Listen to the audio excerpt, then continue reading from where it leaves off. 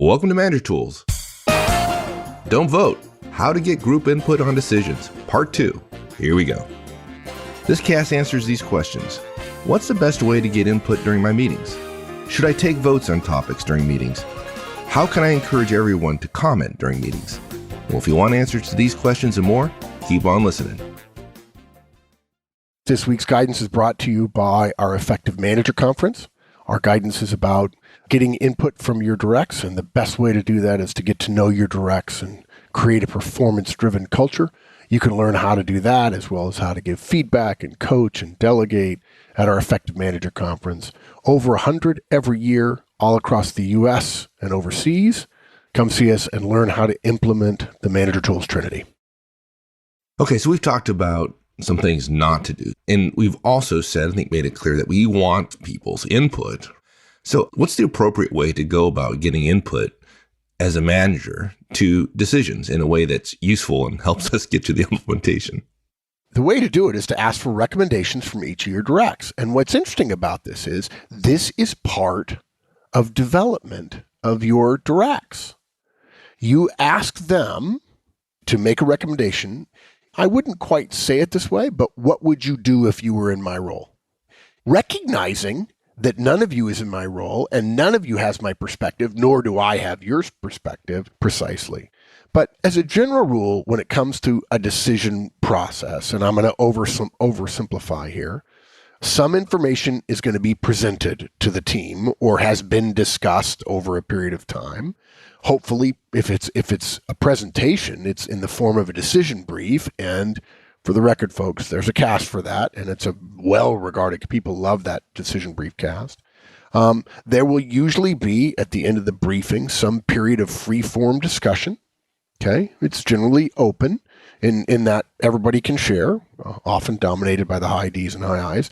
On the other hand, oftentimes when I say this, Mike, you and I had this conversation recently where I said, yeah, it was an open discussion. And you said, well, yeah, and somebody else was with us and they said, open? Like, how long did it take? And Mike said, just because it's open doesn't mean it's unlimited in terms of time. Time is the most precious of all of our resources. We can make more money next quarter. We can't redo this quarter, next quarter. Time is the ultimate currency.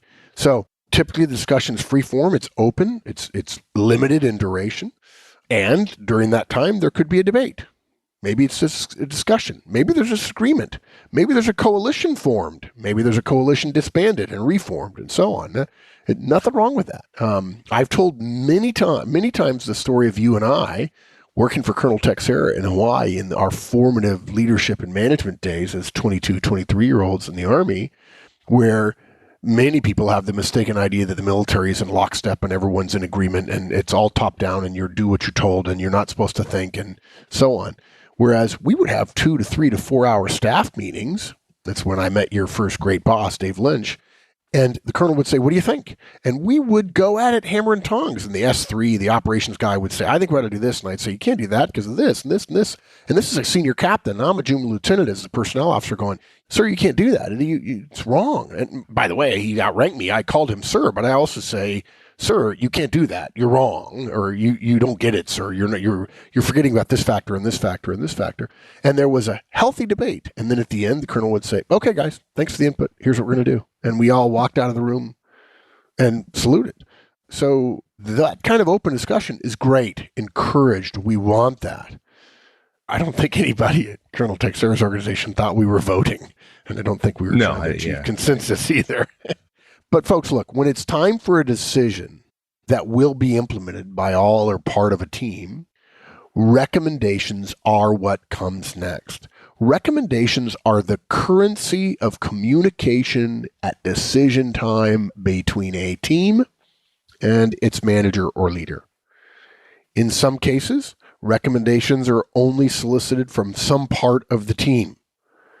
Going back to we talked about what not to do, consensus and voting.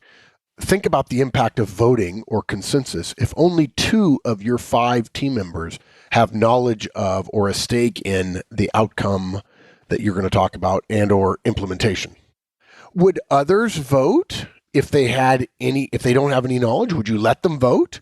What if 2 people on the team get to vote? Maybe you only have 2 directs.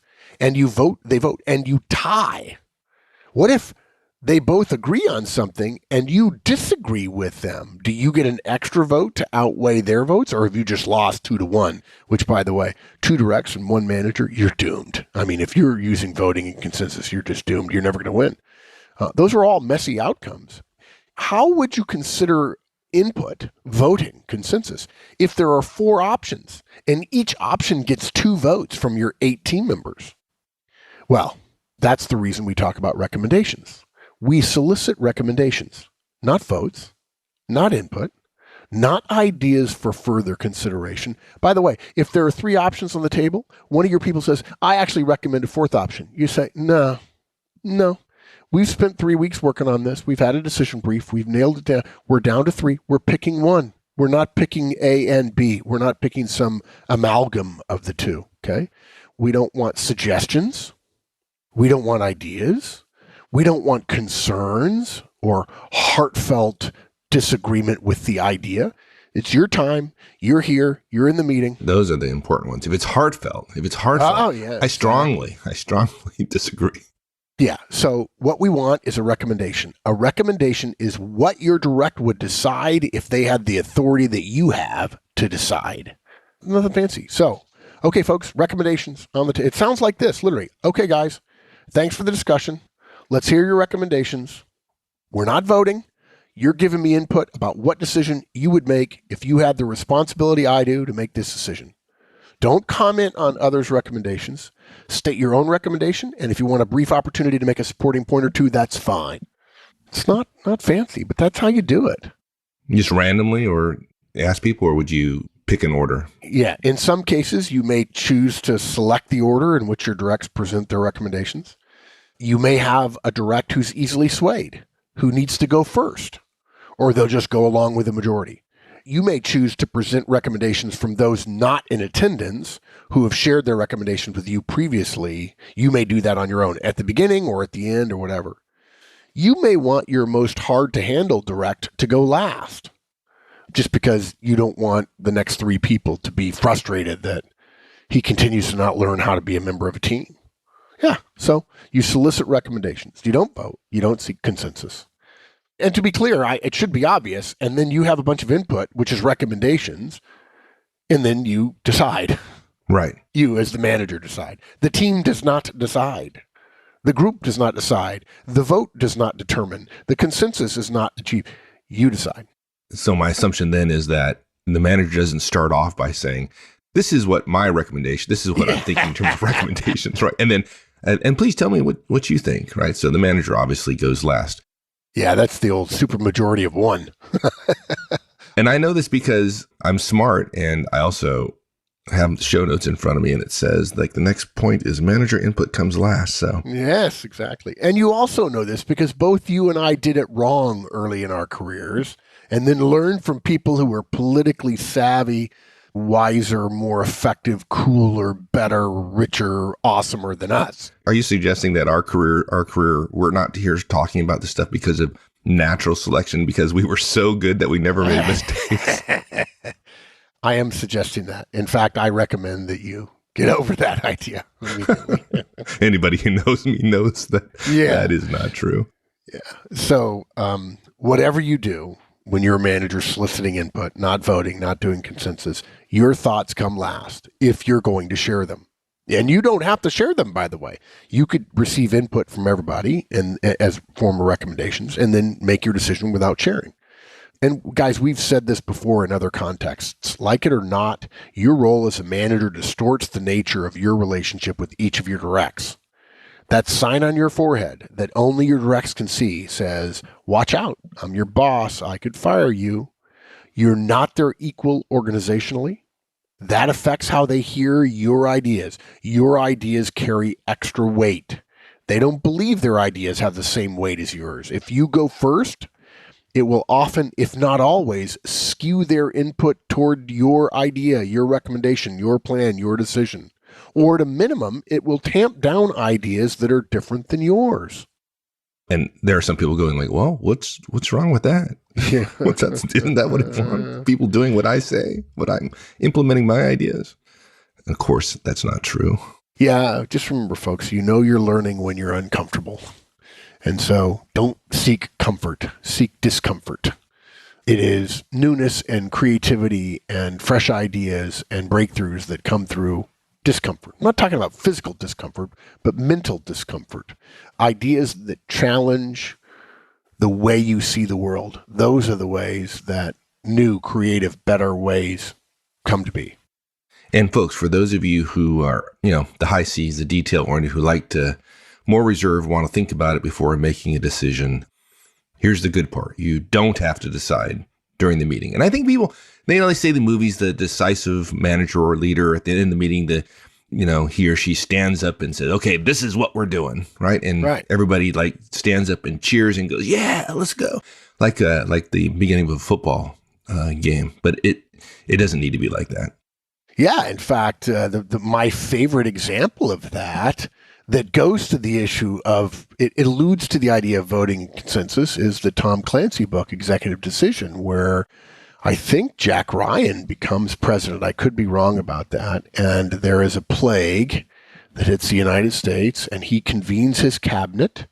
And in the course of the cabinet meeting, there's a vigorous debate over, can we or can we not, and therefore should we or should we not close interstate traffic? In other words, close every state down, close all the federal highways so people can't transfer between states. Not a bridge. We're not talking about a bridge. Different. That's never a different story.